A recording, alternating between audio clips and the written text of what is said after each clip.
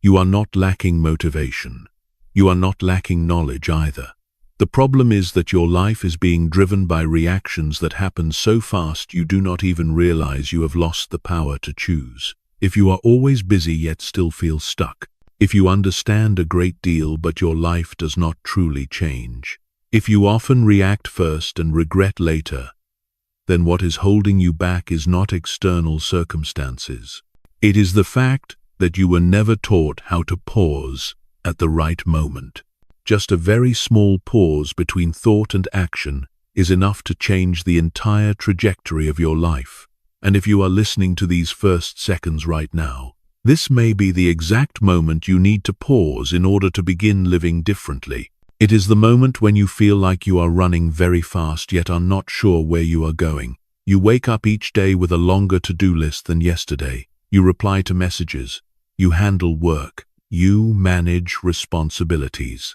You try to keep everything from falling apart. And then at the end of the day, you are exhausted but unsatisfied. Not because you are lazy, not because you lack ability, but because most of your life is being lived in reaction mode.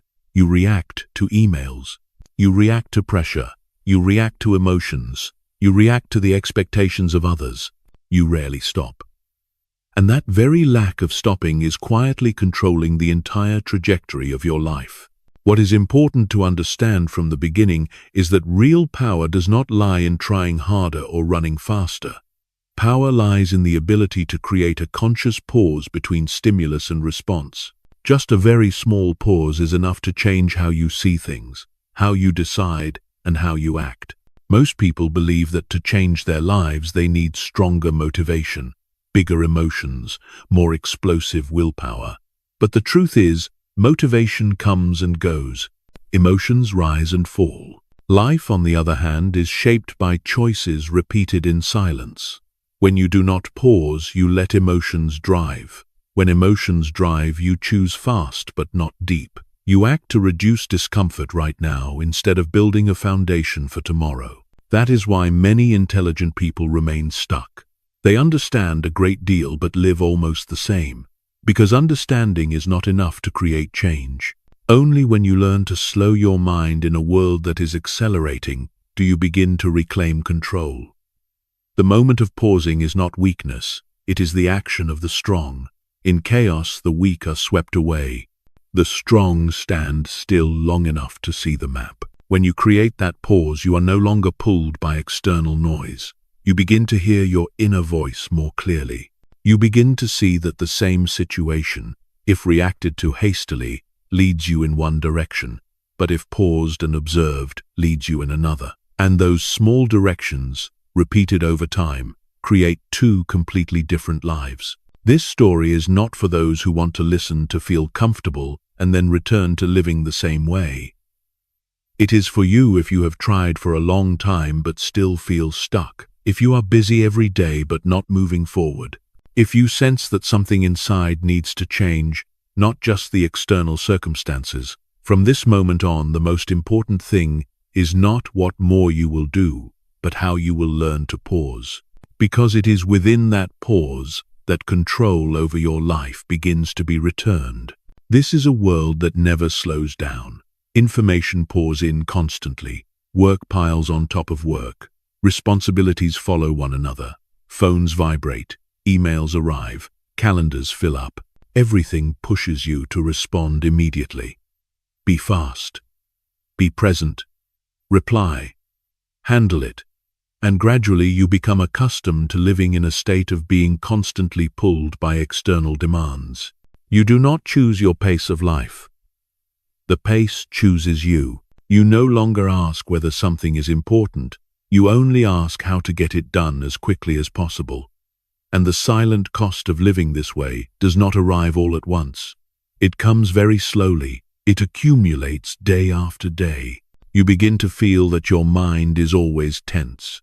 Your thoughts never truly rest. Even when you are doing nothing, you are still thinking about unfinished tasks. You feel like you are always behind despite trying very hard. You are tired but afraid to stop. You are busy but unsure what you are actually building. These are clear signs of a life driven by reaction. When everything moves too fast, you gradually lose the ability to distinguish what truly matters. Everything feels urgent. Everything demands attention right now. And when everything is urgent, nothing is important.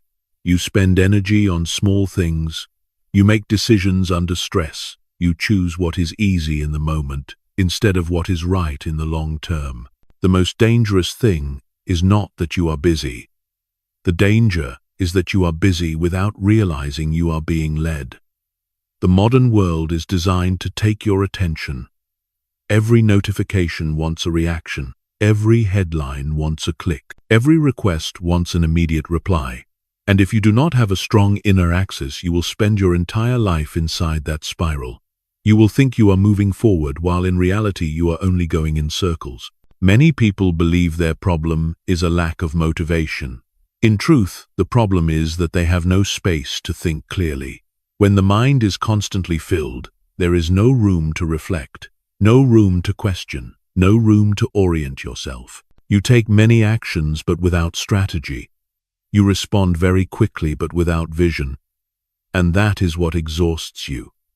Not because you do too little, but because you do too many things that do not take you where you want to go. The faster the world becomes, the more valuable slowing down is.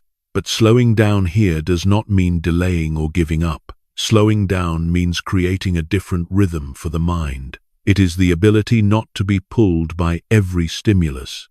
It is the ability to stand still for a few seconds and ask the most important question: is this taking me in the right direction? When you have no pause, you lose the power of choice. You only retain the power to react, and reaction always comes from fear. Fear of being late, fear of missing out, fear of being left behind. But decisions made from fear rarely lead to the life you truly want. They only help you survive today. They do not help you build tomorrow. The silent cost of living in reaction is that you gradually lose the feeling of control. You no longer feel like you are driving your life. You are simply sitting inside it, trying to keep your balance. You begin to envy people who seem calmer, clearer, slower, yet more stable. The difference is not intelligence or luck. It lies in the fact that they have a pause that you do not yet have. In that pause, they do not let the world decide for them. They choose conscious responses. And from there, everything begins to turn in a different direction. When you understand the cost of living too fast, you become ready to learn how to slow down in the right way. Not to fall behind, but to go further. Not to avoid pressure, but to control it. This is the first step to breaking free from the reaction spiral. To face the reality that the world will not slow down for you, but you can slow down within. And that choice will determine the rest of the journey. It is the paradox of understanding a great deal while life does not change. You read books, you listen to podcasts, you watch personal development videos. You understand discipline. You understand the importance of mindset. You know you need focus. You know you must manage emotions. You can even explain these things very clearly to others. But when you look at your real life, you still see familiar loops. Procrastination, tension, rushed decisions, energy loss, and the feeling of standing still. This is not your personal problem. It is a systemic problem of modern humans. Because understanding does not automatically transform into action. And action does not automatically create change if it comes from the same old pattern of thinking. Many people confuse understanding with mastery. Understanding is knowing what is right. Mastery is the ability to choose what is right in moments of pressure. When you are tired, when you are triggered, when you are pushed into fast decisions. Most of the knowledge you have exists only in calm moments, when everything is fine. But life rarely operates in that state. Life tests you when you are busy, when you are tense, when you have no time, and in those moments knowledge often disappears. You return to old reflexes. You act out of habit. You let emotions decide. This is why many intelligent people remain stuck. Not because they lack information, but because they have not built a mechanism to use that information at the right time. You may know that reacting angrily is not good, but when criticism comes, suddenly you still react. You may know you need to think long-term, but when financial pressure appears, you still choose the short-term solution. You may know you need rest, but when your schedule is full, you still force yourself to continue. Each time this happens, you reinforce a silent belief that you are not truly in control of yourself. And over time, that belief becomes an invisible barrier. It makes you doubt your ability to change. The paradox is that the more you understand, the more disappointed you become with yourself when you cannot live according to what you know. That disappointment does not move you forward. It drains your energy. It pushes you either to give up or to keep trying under tension. Neither path leads to sustainable change. What you need is not more knowledge. What you need is an intermediate point between understanding and action, a pause that is clear enough for you to choose differently in real moments. This is where much personal development content fails. It inspires you. It makes you feel strong while listening. But when you return to real life, you are still pulled along as before, because it does not touch the internal operating mechanism that appears under pressure. It talks about goals, but not about reflexes. It talks about the future, but not about the present moment, while life is decided by very small moments. A message you send while tense, a decision you make while tired, a choice you make while afraid. Those moments do not give you time to think long. They give you only a few seconds. And if in those few seconds you do not have a clear mechanism, you will always return to the old path. This is why many people feel they have tried for a very long time and are still standing still. They are not standing still because they do nothing. They are standing still because they are repeating the same type of reaction in different situations. And the results of those reactions, though the contexts differ, always lead to the same feeling: exhaustion, lack of control, dissatisfaction. When you understand this paradox, something important happens. You stop blaming yourself. You stop thinking you are weak. You begin to see clearly that the problem is not willpower. It lies in the mental structure present in moments of pressure. And that structure can be learned, just like learning to drive. At first, you know the rules. But when you enter real traffic, you must learn how to respond correctly in each situation. No one becomes a good driver just by reading books. They need practice in real conditions. Life is the same.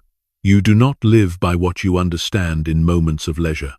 You live by what you do when you have no time. And because of that, the core of this entire journey is not to deliver more motivation. It is to build your ability to pause in real moments. When you can pause even for a few seconds, you create a gap. In that gap, you have choice. And that choice is where real freedom begins. When you do not have a pause, you live as an intelligent person who is being led. When you have a pause, you begin to become the navigator. This difference is not loud, it is not dramatic, but over time it creates two different lives. The next part will go deeper into that pause, not as a vague concept, but as a very concrete boundary between instinctive reaction and true control. This is where everything begins to change direction. That boundary lies between instinctive reaction and true control. Every day you face hundreds of stimuli: a comment that irritates you, a message that makes you anxious, an email that creates tension, an unexpected request. In most of those moments, you do not think. You react. The reaction happens very fast, almost automatically. It is built on habit, on fear, on the desire to avoid discomfort immediately, and that automatic nature makes you believe you have no choice. But the truth is, there is always a very small gap between stimulus and response. That gap is so brief that you can miss it for an entire lifetime without noticing. Yet if you learn to see it, you will discover something very different. In that gap, you have choice. That choice is the boundary between being driven and being self-directed. When you react instinctively, you are letting the past decide the present. Because reactions are built from old experiences, old beliefs, old wounds, old habits. You are not truly living in the present, you are repeating. When you pause, even for a few seconds, you bring the present back into your hands. You give yourself the chance to observe. Observation is not to judge, it is to see clearly what is happening inside. Are you tense because you fear losing control, or because the matter is truly important? Do you want to respond immediately because it is necessary, or because you cannot tolerate the feeling of something unfinished? The moment you ask that question, you cross the boundary. You are no longer in reaction, you are in control. Many people fear that if they pause, they will become slow, they will miss opportunities, they will fall behind. In reality, the opposite is true. The worst decisions are usually made when you do not pause, when you let emotions lead, when you act to reduce tension right now without seeing the consequences. Pausing does not remove speed, it removes waste. It prevents constant correction. It helps you move in a straighter line. Someone who never pauses may run very fast but often in circles. Someone who knows how to pause may move slower at first, but in the right direction. Over time, they go farther. A strategic pause is not sitting still in vague thinking. It is an active act. It is the decision to no longer let old reactions drive you. It is the decision to create a filter before action. Without that filter, every stimulus has power over you. With it, you begin to choose. You begin to see that not everything requires an immediate response. Not every task deserves your energy. Not every emotion needs to be acted upon. This is a critical shift. From here, you stop trying to control the external world. You focus on controlling your internal response. That is where real power lies.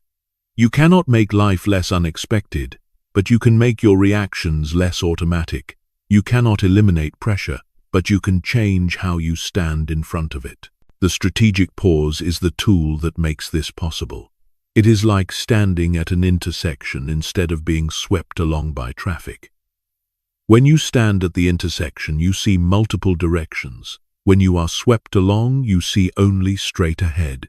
Many decisions in life are made not because you chose them, but because you were pushed. Pushed by time, pushed by expectations, pushed by fear.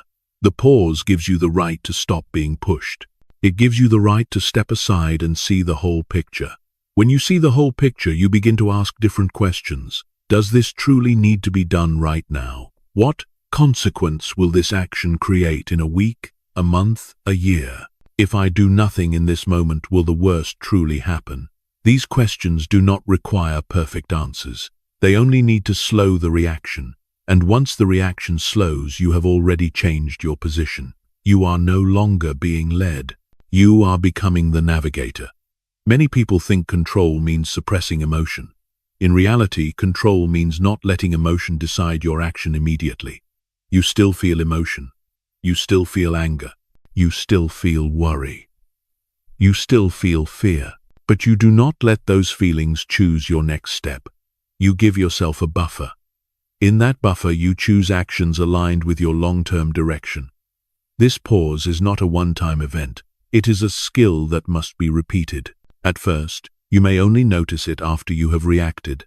Over time, you will notice it earlier, before you speak, before you send, before you decide. Each time you notice it a little earlier, you are retraining your internal system. You are teaching yourself that you do not need to react immediately to survive. You can choose. And when you repeat that choice enough times, something important happens. You begin to believe that you can direct your life. That belief does not come from affirmations. It comes from real experience.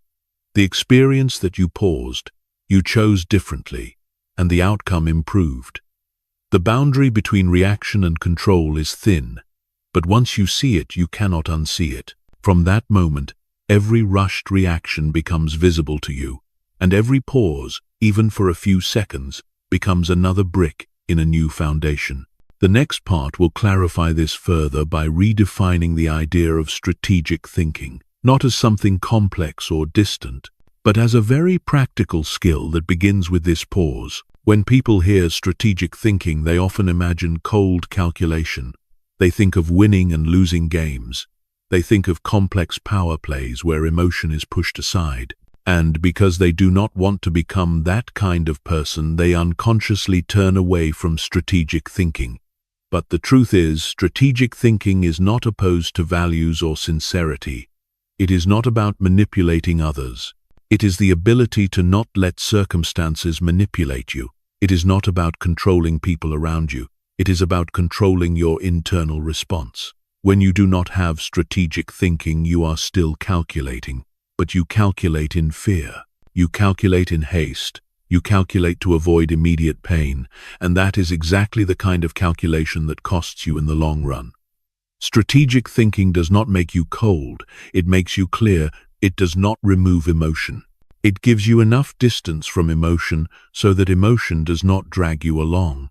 Another common misunderstanding is the belief that strategic thinking is only for leaders or people in business. In reality, every person is navigating a life. Every day you make decisions about time, energy, relationships, work, and health. Each of those decisions has consequences, and whether you are aware of it or not, you are always playing a game. Not having strategic thinking does not mean you are not playing. It only means you are playing unconsciously. When you begin to see strategic thinking as a life skill rather than a social tactic, you will notice it everywhere. Someone who chooses not to reply to an email while tense to avoid saying something they will regret, that is strategic thinking. Someone who chooses rest instead of forcing themselves to continue when exhausted, that is strategic thinking. Someone who chooses silence in an unnecessary argument to preserve energy for something more important, that too is strategic thinking. It is not loud, it is not performative, it happens internally. And because it happens internally, very few people notice it. A third misunderstanding is the belief that strategic thinking means overthinking, analyzing everything to the point of inaction. True strategic thinking does not slow you down. It reduces the need to constantly correct mistakes. It does not scatter your thoughts. It helps you ask the right questions. Without strategic thinking, you tend to ask the wrong questions. You ask how to get something done as fast as possible, how to make others happy right now, how to reduce discomfort. Those questions lead to short-term actions. Strategic thinking changes the questions. It asks where this action will take me. What truly matters in the long-term context? Does this align with the person I am becoming? Simply by changing the questions, you change the direction. And this is the core point. Strategic thinking is not a grand plan for a distant future. It is the ability to orient each small step in the present. It is like an internal navigation system. When you have that system, you do not need to see the entire road ahead. You only need to know whether the next step is aligned, and each aligned step, accumulated over time, creates a very different journey. People without strategic thinking are pulled by urgency. People with strategic thinking focus on importance. This difference sounds simple, but the consequences are significant. The world constantly creates urgency. There is always something demanding you right now. Without a filter, you will spend your life putting out fires. With a filter, you begin to choose your battles. Choosing your battles does not mean avoiding difficulty. It means using your energy where it creates long-term value. Strategic thinking also does not mean you are always right. It means you always have a clear reason for your choices. When you are wrong, you know why. And because you know why, you adjust faster. People without strategic thinking make mistakes and then blame themselves. People with strategic thinking make mistakes and then learn. This is a profound difference in how a person develops. When you understand strategic thinking correctly, something important happens. You stop seeing it as something foreign. You begin to recognize that you have already had strategic moments in your life. Perhaps when you chose not to react to an insult, when you chose to leave a toxic environment, when you invested time in learning instead of distraction. Those moments produced better outcomes for you. The problem is that you did not turn them into a system. You acted on rare good instincts rather than clear intention. and without intention you cannot repeat them. The goal of this journey is not to turn you into someone who is constantly calculating. The goal is to give you a clear axis so you do not lose direction when pressure appears. Strategic thinking does not remove your naturalness. It protects you from self-sabotage in moments of weakness. It does not distance you from others. It helps you avoid damaging relationships because of impulsive reactions. It does not make life less emotional, it makes life less chaotic. When you redefine strategic thinking this way, you will no longer resist it. You will begin to look for it in small moments. And that is when you are ready for the next step. Because for strategic thinking to become more than a beautiful idea, you must see it operating in real life. You must see the difference between two people facing the same event. The next part will place two individuals side by side in the same situation, so you can clearly see that the difference is not in circumstances, but in how they use the pause and strategic thinking in the decisive moment. Circumstances rarely determine outcomes. How you stand in front of circumstances is what creates the difference. Imagine two people facing an unexpected disruption, the same pressure, the same level of difficulty, the same collision with plans they had carefully built. The first person reacts instinctively. The second person creates a pause, and that pause opens two completely different paths. The instinctive reactor usually acts very quickly. They respond immediately. They decide immediately. They say the first thing that appears in their mind. Because they cannot tolerate the tension of doing nothing. They need release right away. They need the feeling of control right away. And the fastest way to get that feeling is to act immediately. But immediate action usually resolves emotion, not the problem. It soothes anxiety for a few minutes but creates consequences that last for days or months. The reactive person often says things they later regret, chooses the easiest options rather than sustainable ones, burns energy putting out fires instead of building foundations. They are not lacking intelligence, they are lacking a pause. The second person also feels tension, also feels worry, also feels the urge to react immediately. But they do not follow that urge. They create a very short pause, not to think in complex ways, simply to separate themselves from reflex. In that pause, they do not ask how to stop feeling uncomfortable. They ask which action preserves long-term direction. That question changes everything. It does not make the disruption disappear, but it changes their position in relation to it. Instead of being pushed, they stand steady. Instead of chasing, they observe. Instead of fixing the surface, they look at the root. From the outside, these two people may look similar, the same capabilities, the same starting point, but internally they operate very differently. The reactive person lets emotion drive. The person with a pause lets direction drive. The reactive person lives in a narrow present. The person with a pause lives in a wider picture. The reactive person often tells themselves they have no choice. Everything is happening too fast. The person with a pause knows there is always a choice, even a very small one. And that small choice, repeated enough times, creates a large difference. What matters is that the person with a pause is not always right.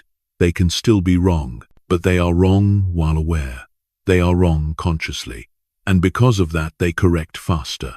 They do not blame themselves for long. They learn from mistakes instead of being weighed down by them. The reactive person often carries mistakes as psychological burdens. Each rushed reaction followed by a cost reinforces the belief that life is hard to control.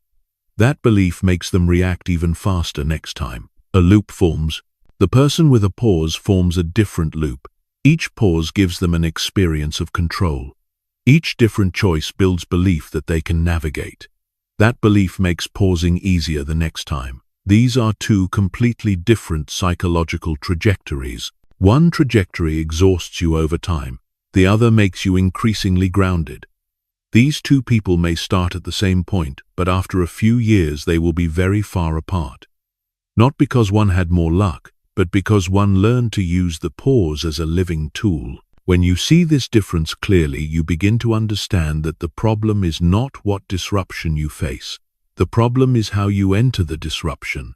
You cannot choose what happens, but you can always choose how you respond. And that choice does not need to be large. It only needs to be enough to create a gap between stimulus and action.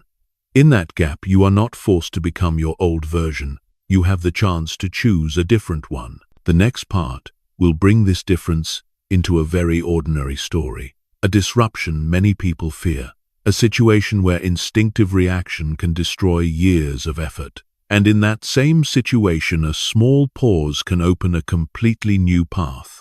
A day that seems ordinary suddenly becomes a breaking point. A short meeting, a brief email, an unannounced notification. The job you have been committed to for years ends abruptly. No position, no role, no stability to rely on.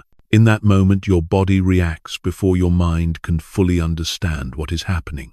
Your heart races, your breathing becomes shallow, your mind goes blank. A wave of questions hits all at once. What will I do next? What about money?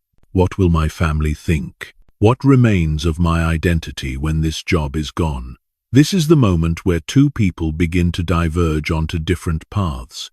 The first person lets instinctive reaction take control. They panic, they feel insulted, they feel betrayed. And from that emotional state, they act very quickly. They say bitter words, they burn bridges, they send angry emails. They tell the story to friends from the position of a victim. They rush to find any job to fill the void and the fear. They choose quickly to reduce the pain. But the cost of choosing quickly is that they carry panic into the next stage. They enter new opportunities with low energy, with self-doubt, with wounds that have not healed. And because of that, they are likely to repeat the same cycle, the same type of environment, the same feeling of insecurity. The second person is also shocked, also afraid, also angry. But they do not act immediately. They create a pause. It may be a few hours. It may be a day, not to avoid reality, but to regain their internal axis. In that pause, they allow emotion to exist without turning it into action. They do not try to appear strong. They simply do not let emotion decide the next step. When the first wave settles, they begin to ask different questions. What in this job had already stopped fitting me before this happened? What signals did I ignore? Is this disruption closing a door or opening a new space? If I look 1 year or 2 years ahead, how could this event become a turning point? These questions do not deliver immediate answers, but they change the internal state, from passive to active, from victim to learner. The person with a pause does not rush to fill the gap. They use the gap to reflect, to reassess skills, to reconsider direction, to talk with people who have broader perspectives, not to seek comfort, but to expand the map. They may still need time. The path ahead may still be unclear, but they are not panicked, because they have shifted from asking "why did this happen to me" to asking "how will I use this?" The same disruption, one person turns it into a lingering wound, the other turns it into a pivot point. The difference is not luck. It is how they use the pause. The instinctive reactor sees disruption as an ending. The strategic thinker sees it as data. Data about themselves. Data about the environment. Data about direction that needs adjustment. When you observe this story from the outside, it becomes very clear. No decision made in the first few hours after a disruption is a good decision. Yet many people still make decisions in those hours because they cannot tolerate not knowing. The person with a pause accepts the feeling of not knowing a little longer, and that acceptance opens better options. After a few months, these two people begin to exist in very different states. The fast reactor may appear externally stable, but internally remains uneasy. The person with a pause may still be building, but they are clearer, more grounded, knowing where they are going, and after a few years, the distance between them becomes very large. Not because one is more capable, but because one did not allow the hardest moment to control the rest of their life. The job loss story is only one example, but the principle behind it applies to every disruption. Each time you are pushed into an unwanted situation, you face two choices: react to reduce pain immediately, or pause to reorient. The first choice brings temporary relief. The second brings lasting transformation. Most of life is shaped not by what happens, but by how you step out of what happens. The pause is the bridge between disruption and a new direction. Without that bridge, you fall straight into old reactions. When you build it, you begin to step into a new chapter. The next part will go deeper into what happens inside that pause, how you learn to stand outside your own thoughts to see the larger picture. This is the core skill that helps you avoid being pulled by emotion, even when life challenges you at its strongest. When you pause, the first thing you encounter is not clarity, but a tangled stream of thoughts. Worry, self-blame, negative predictions, old memories rising up, worst-case scenarios racing through your mind. If you do not understand this, you may think that pausing makes everything worse. In reality, this stage is necessary for you to move from being caught inside your thoughts to standing outside and observing them. The difference between these two states is profound. When you are inside your thoughts, you believe everything that appears in your mind is true. When you stand outside and observe, you begin to see thoughts as signals. They come and go.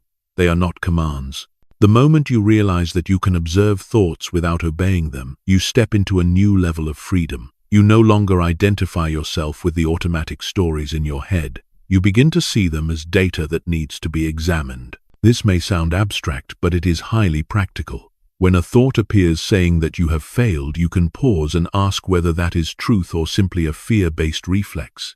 When a thought says you must do something immediately, you can pause and ask whether this is truly urgent or just the discomfort of not being in control. Observation does not mean endless analysis. It is the ability to step back and see the whole picture, like standing too close to a painting where you see only scattered colors. When you step back, you finally see the image. Standing outside your thoughts gives you enough distance from emotion so it does not pull you along. You do not suppress emotion. You allow it to exist, but you do not let it drive action. This is a critical point many people misunderstand. They think mastering emotion means eliminating emotion. That is neither possible nor necessary. Emotion is a natural response of the body.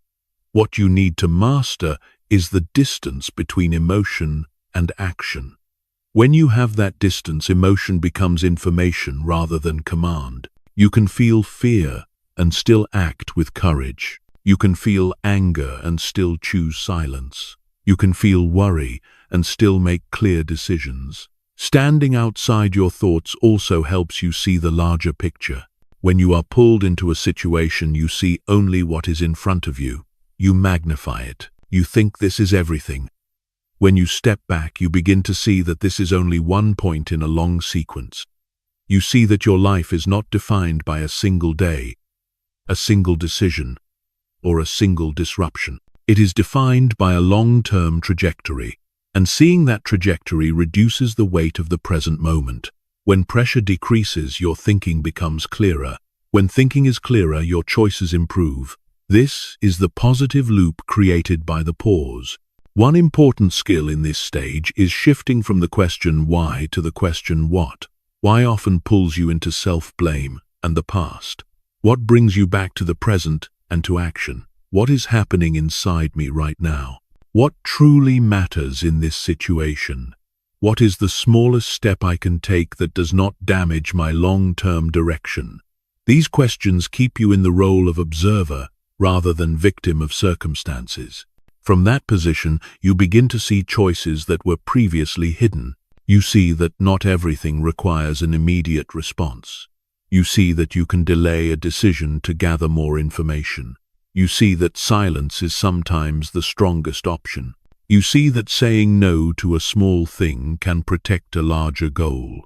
These options appear only when you are not caught in automatic thinking. Standing outside your thoughts also helps you look at yourself more honestly. You begin to see repeated patterns. You react the same way in different situations. You notice triggers that cause you to lose control. When you see patterns, you are no longer surprised by yourself. You know when to pause earlier. You know when not to decide. This is how people with strategic thinking build internal predictive capacity, not predicting the external world, but predicting their own reactions. When you know how you tend to react, you can prepare in advance. And preparation is the foundation of control. Many people think standing outside their thoughts disconnects them from life. The opposite is true. It allows deeper presence. Because you are no longer dragged by the stories in your head. You see what is actually happening in front of you. You listen more clearly. You feel more accurately.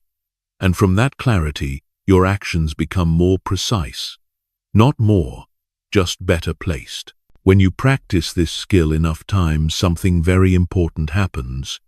You begin to trust that you can stay with discomfort without reacting. This belief is powerful. It frees you from impulsiveness. It gives you time. And time is the most valuable resource in any decision. Time gives you choice. Time gives you perspective. Time gives you adjustment. Standing outside your thoughts is not the final destination. It is a foundation. From there, you can build concrete tools to guide decisions. The next part will introduce simple yet sharp tools that help you use the pause actively. Not just to observe, but to choose the right action in decisive moments. This is where strategic thinking begins to become a system for daily life. These tools are not meant to make you think more. They are meant to make choice clearer within the few seconds life usually gives you. The first tool is the 3-beat pause rule. When a stimulus appears, you do not react immediately. You pause for 3 breaths, not to become fully calm, just to create distance. During those 3 breaths, you ask one single question. Which action here serves my long-term direction? This question is powerful because it pulls the mind out of the current emotion and places it on a trajectory. You do not need a perfect answer. You only need an answer better than the old reflex. The second tool is the 10 question. Before deciding, you ask yourself, if I do this, what will the consequence be in 10 days and in 10 months? 10 days shows you the near impact. 10 months forces you to look beyond immediate relief. Many decisions look right in 10 minutes but are damaging in 10 months. This question exposes that truth. The third tool is the 1-sentence priority filter. You define in advance a life axis for your current phase. It may be protecting energy, it may be building skills, it may be stabilizing family. When a decision appears, you ask whether it aligns with this axis. If it does not, you delay or decline. This filter prevents you from re-evaluating everything from zero each time. It reduces decision fatigue and protects consistency. The fourth tool is the no action test. You ask yourself, if I do nothing here, will the worst truly happen?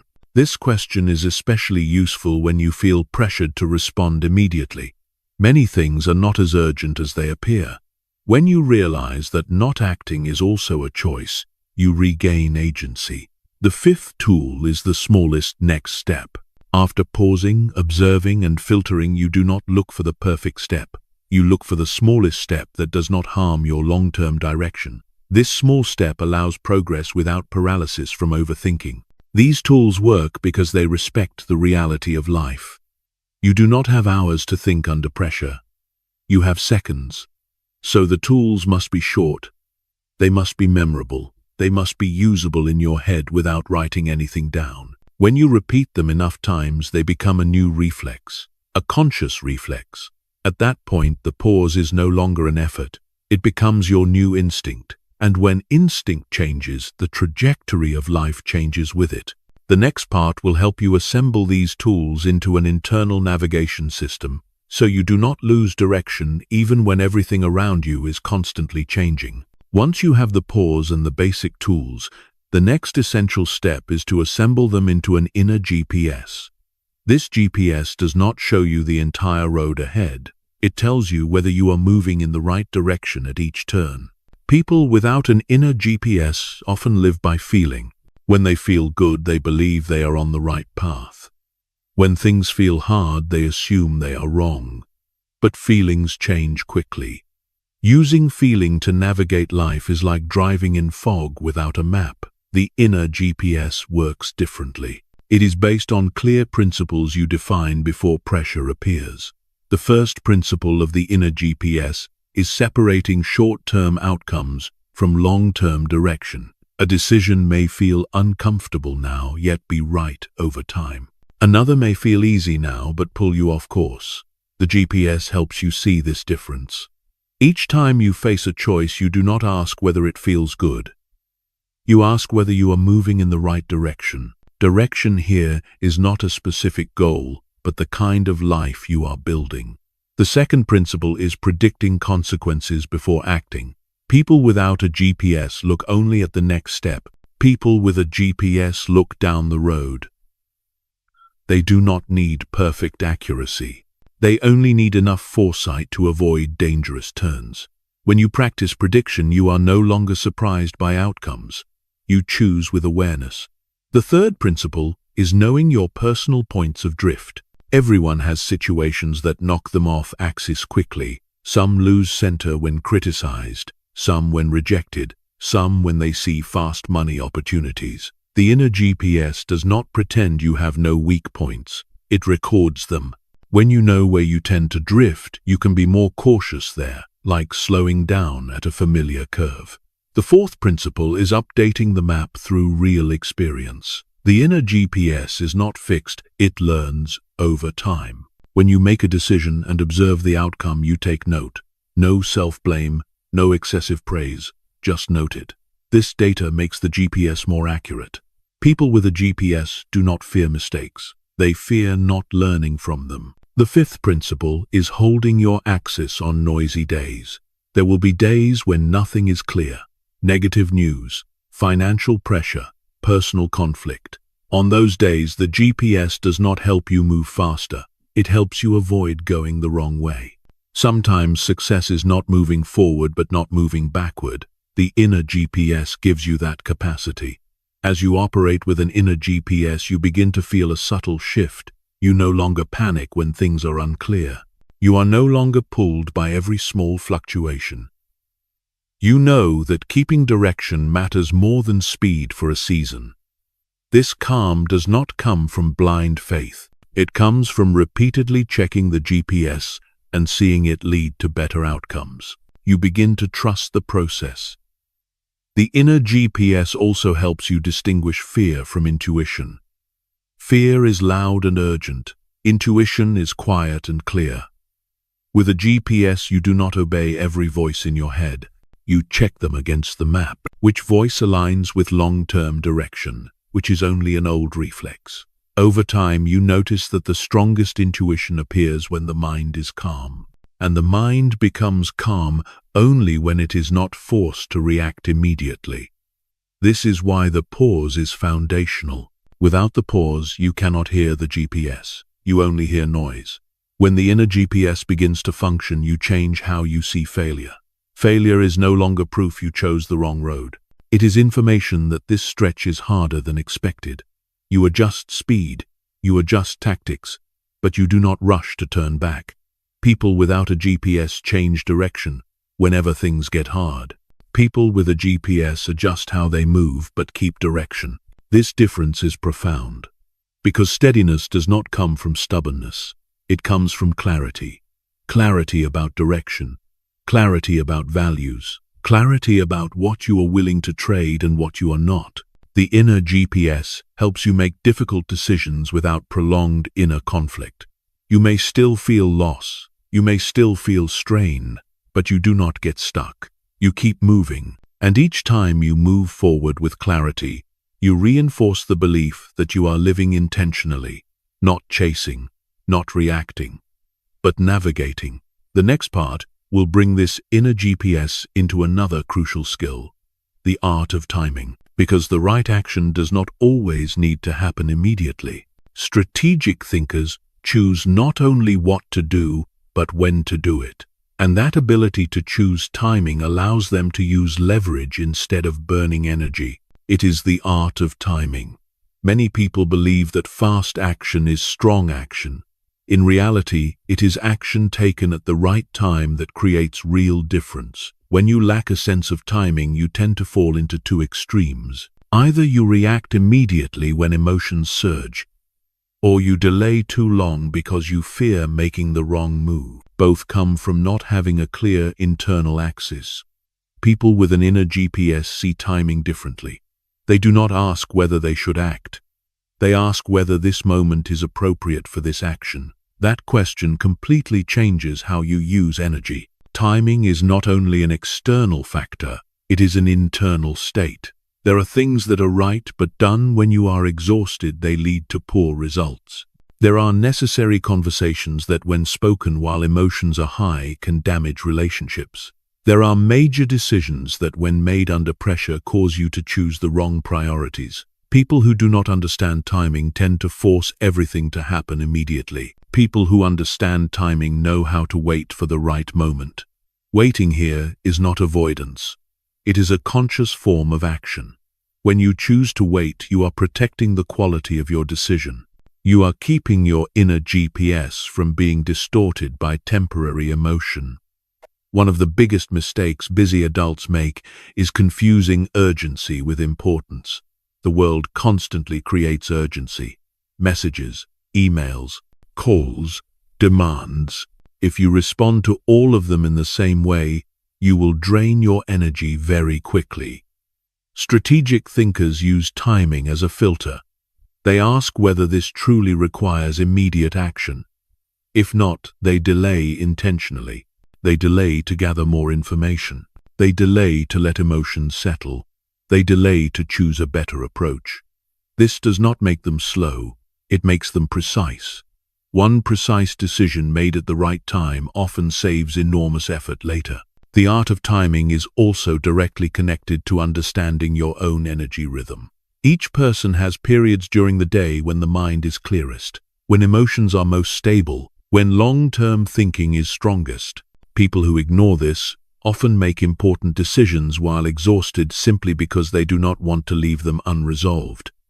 People with an inner GPS protect major decisions from bad timing. They schedule heavy decisions when the mind is calm, and handle lighter tasks when energy is low. This creates sustainability instead of erosion. Choosing timing is also how you build trust with yourself.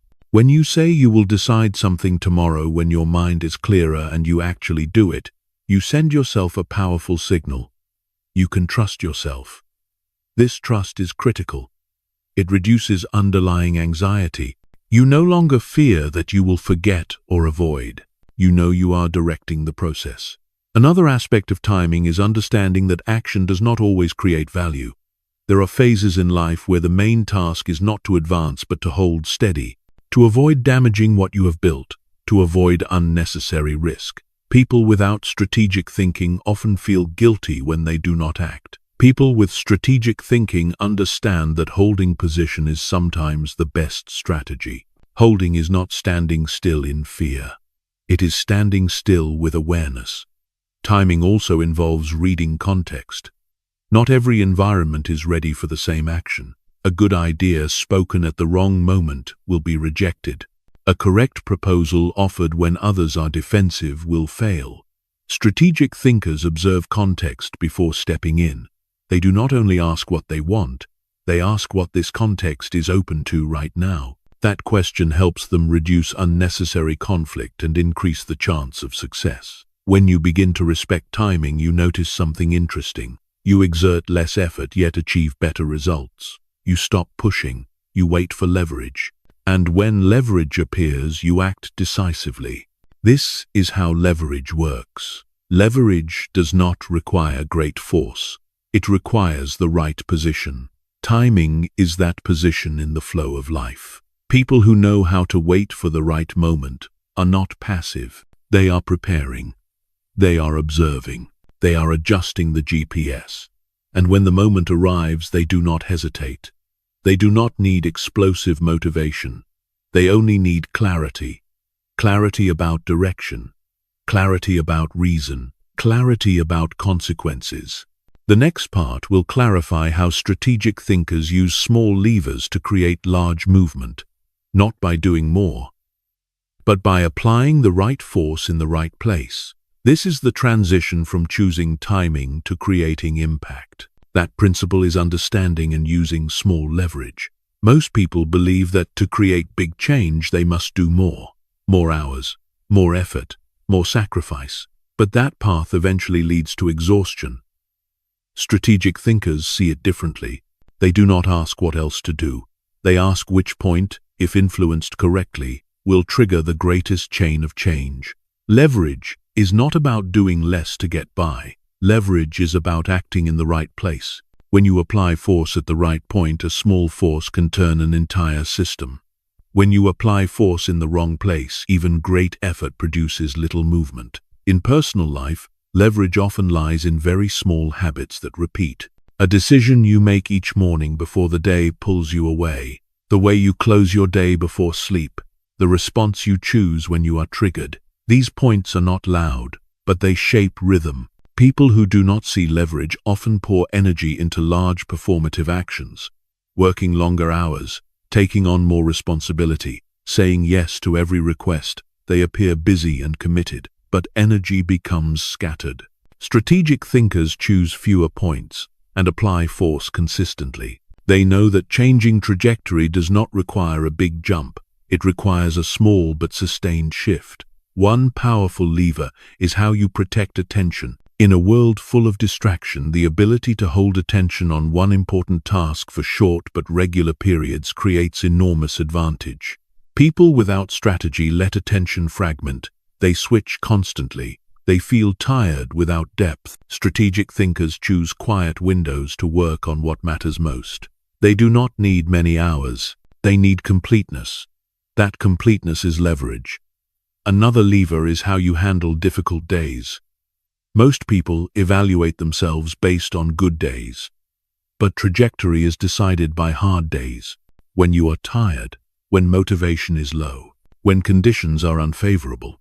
If on those days you still keep one small action aligned with direction, you are using a powerful lever. That small action sends a signal to your internal system that direction does not depend on emotion. Over time, this signal builds identity. You begin to see yourself as someone who keeps promises to yourself. That identity pulls many other behaviors without force. Leverage also exists in how you say no. Each time you say no to something unimportant, you are saying yes to something more important. People without strategic thinking fear saying no because they fear missing out. Strategic thinkers understand that missing out is part of focus. Without exclusion, there is no progress. Every exclusion decision is a lever protecting energy. Another lever is responding more slowly in triggering situations. When you do not reply immediately to criticism, you create space to choose a better response. That space protects relationships, protects your reputation, protects long-term direction. One slow and correct response is more valuable than 10 fast and wrong ones. People unfamiliar with leverage think they lose power by slowing down. In reality, they gain power because they do not let others set their pace. Leverage also appears in how you learn. Instead of spreading effort across many things, you choose to go deep into one skill that opens many doors. Clear communication, focus, emotional regulation. These are skills with ripple effects. When one improves, many others follow. People without strategic thinking chase trends and new topics. Strategic thinkers choose foundational skills. They are patient. They let compounding work for them. One important thing to understand is that leverage does not produce immediate results. It requires trust in process. If you expect instant payoff, you will quit before leverage takes effect. Strategic thinkers accept an early phase where nothing seems to change. They know force is accumulating, and when enough force is stored, movement happens quickly. Many people miss this moment because they judge too early. They return to old patterns just before trajectory shifts. Leverage also exists in how you design environment. You do not rely only on willpower. You arrange surroundings so the right behavior is easier. You reduce friction for what matters. You increase friction for distraction. When environment supports, you do not need constant inner struggle. This is strategic thinking at a system level. You do not fight human nature, you work with it. When you begin to see life through the lens of leverage, you notice many opportunities you previously missed.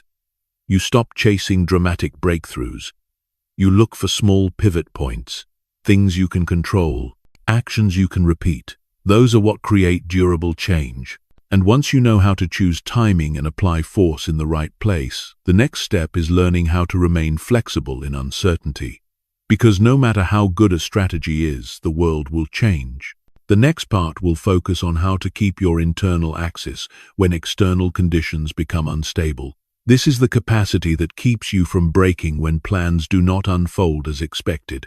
This capacity determines whether you adapt or break when plans do not unfold as expected. There is no long path without uncertainty. Environments change, people change, opportunities come and go. What you cannot control is always greater than what you can. People without an inner axis often respond to uncertainty with tension. They cling tightly to old plans. When plans shift, they panic. When results do not arrive, they doubt themselves. When circumstances change, they lose direction. In contrast, people with a strong internal axis understand that plans are temporary while direction is essential. They do not tie their worth to short-term outcomes. They tie themselves to how they navigate over the long term. Flexibility does not mean changing goals whenever things get hard. Flexibility means holding direction while changing the way forward.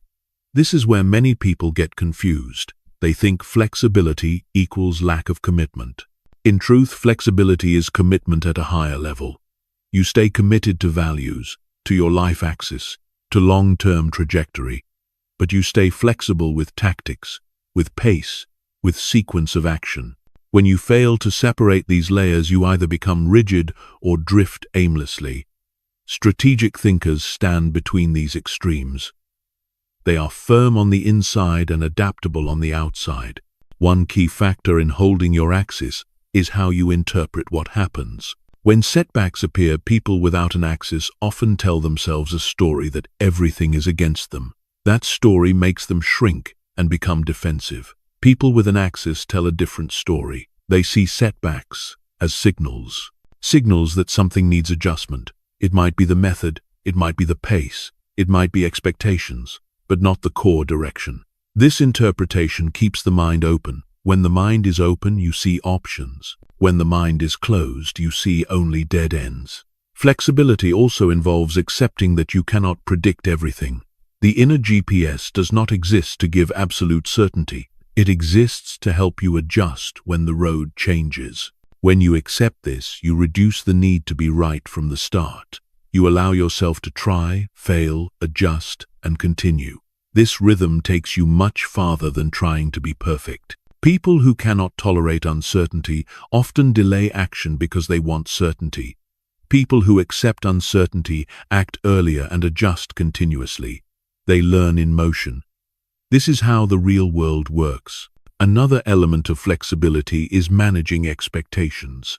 Expectations that are too high in the short term lead to early disappointment. Expectations that are too low in the long term lead to resignation. People with an axis know how to set expectations appropriate to each phase. They are patient with process but uncompromising with direction. They understand that there are phases where the only task is to hold steady, not to push, not to force, not to break, just to hold. Hold sleep rhythms, hold core habits, hold kindness toward themselves. Hold one small action aligned with direction each day. These phases do not look impressive, but they protect the foundation so that when opportunity appears, you have the strength to take it. Flexibility also shows in how you face difficult emotions. Instead of treating them as signs of failure, you see them as a natural part of the journey. Anxiety when entering new territory is normal. Fear during change is normal. Fatigue during prolonged effort is normal. When you allow emotions to exist without turning them into decisions, you hold your axis. You do not need to push emotions away. You only need to keep them from driving. This returns to the core skill built from the beginning. Pause, observe, choose. Flexibility also means knowing when to accelerate and when to slow down. Moving fast is not always good. Slowing down is not always bad. People with an axis read context and adjust. When the current is favorable, they apply force. When it is against them, they preserve. They do not blame themselves for moving slowly during hard phases. They know that not braking is already success. Another important element is how you maintain identity during change. When circumstances shift, many people lose their sense of who they are. Jobs change, roles change, relationships change. People with an axis do not place identity in those things. They place identity in how they live, how they keep promises, how they face difficulty, how they treat others under pressure. This identity is not shaken by external volatility. It gives them a stable point. With a stable point, you can adapt without losing yourself. Finally, flexibility means knowing you do not have to do this alone. When plans change, seeking different perspectives is not weakness, it is strategy. People with an axis choose mentors, choose challenges, choose supportive environments. They do not seek comfort to avoid reality. They seek clarity to adjust. This keeps them from being trapped inside their own narrow view. When you combine a strong internal axis with intentional flexibility, you create a powerful advantage. You do not break in waves. You bend with them and continue. You do not need to know everything in advance. You only need to hold direction and adjust rhythm. This is the foundation for turning strategic thinking into a daily operating system. The next part will connect everything that has been said into a practical structure for living. Not to understand more, but to live differently. Not to feel strong while listening, but to operate with strength when you return to everyday life. Many people listen to personal development content and feel powerful while listening, but quickly return to old patterns when they go back to real life. The reason is not a lack of determination, but the absence of a system simple enough to carry into ordinary days. A living system does not need to be complex.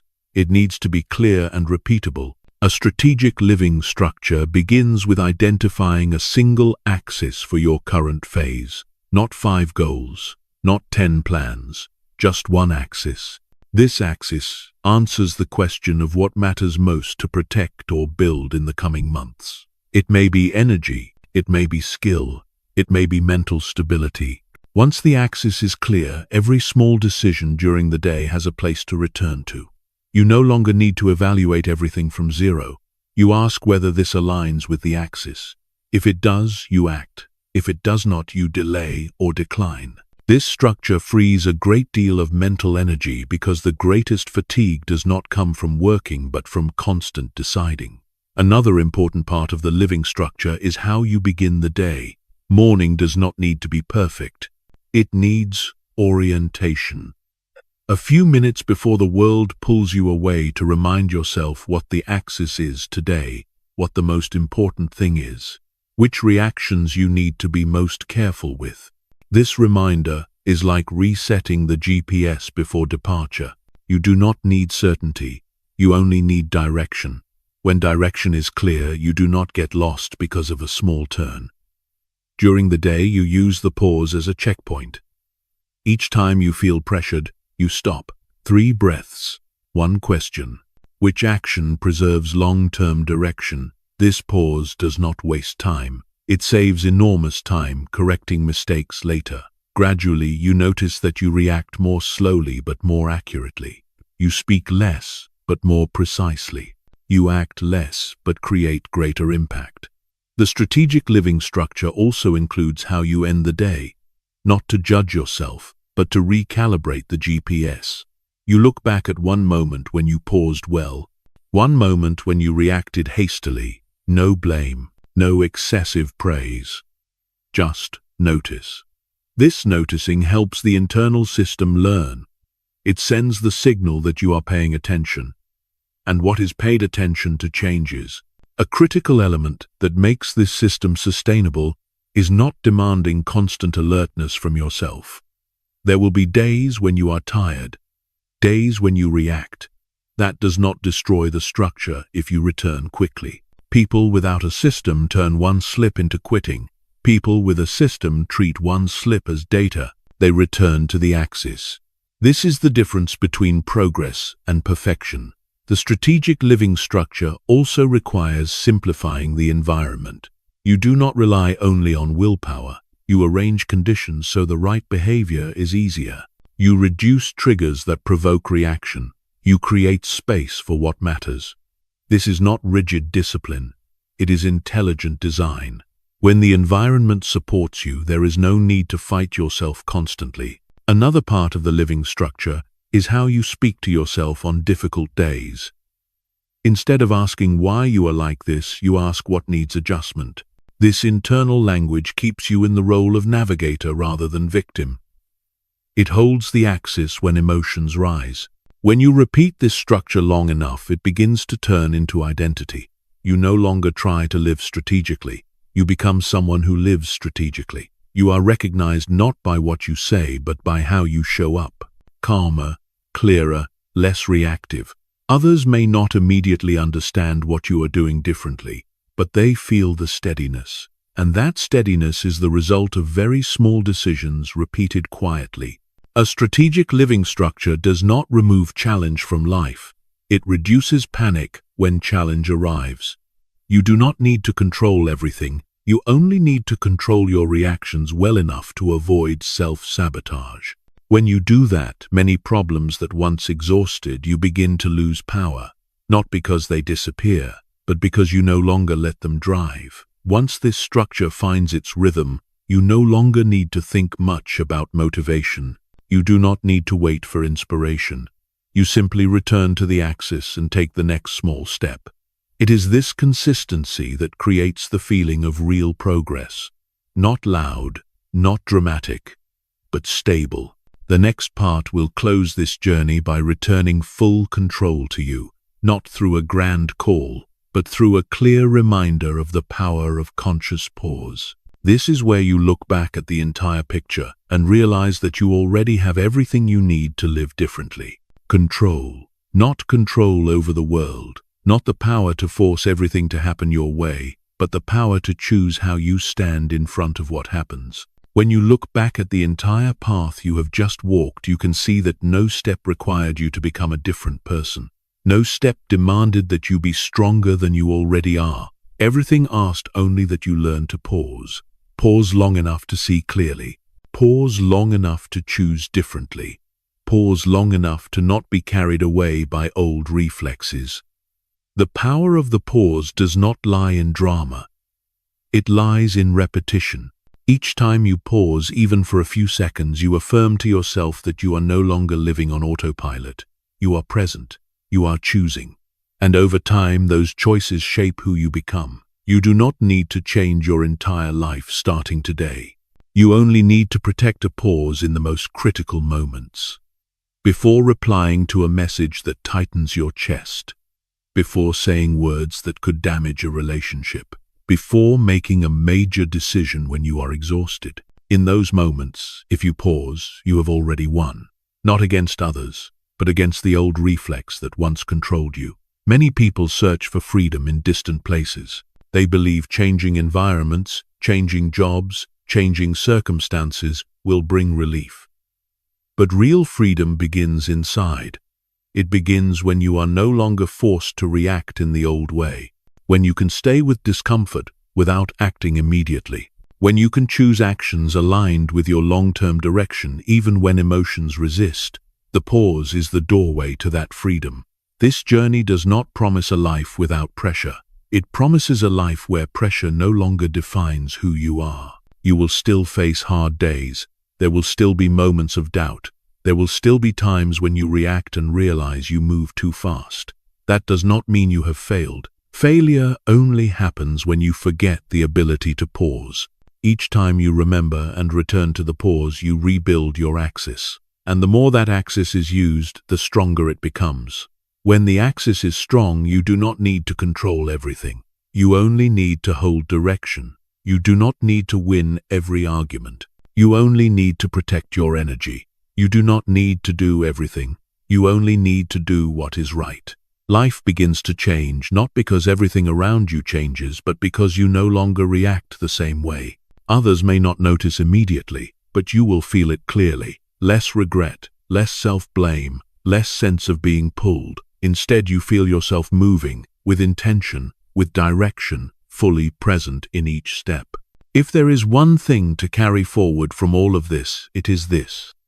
You do not need more motivation to live differently. You need more pause to choose differently. Within that pause, you already have enough wisdom, enough experience, enough capacity to make better choices. Everything you need is not ahead of you. It is in the moment you pause and decide not to let old reflexes lead any further. From that moment, your life begins to turn in a new direction. Not loudly, not suddenly, but steadily. And that is what real change looks like. You have reached the end of this journey. And if you are still here, that says something very clear. A deep part of you is ready to live differently. What you have just heard is not a story meant to create a temporary emotional lift. It is a map that shows why life does not change when you run faster, but changes when you learn to pause at the right moment. You have seen that most people live in reaction. That understanding is not enough without a pause. That strategic thinking is not manipulation, but the ability to hold an inner axis in a chaotic world. You have moved through how to create a pause, how to step outside your thoughts, how to use simple tools to choose the right action, how to build an inner GPS, how to choose timing, how to apply small leverage, how to stay flexible without losing yourself, and finally, how to turn all of that into a daily living structure. The most important thing you can take with you is not a big idea. It is a very small habit, pausing before you react. In that pause, you have choice, and each conscious choice quietly shapes who you become. You do not need to change your entire life starting today. You only need to protect a pause in the most important moments. If this content gave you a new perspective, if it makes you want to live slower but move more accurately, press like to support the channel. Share this video with someone you think needs to hear it. And subscribe to continue walking alongside stories that help you reclaim control of your life. Thank you for giving your time and attention to complete this journey.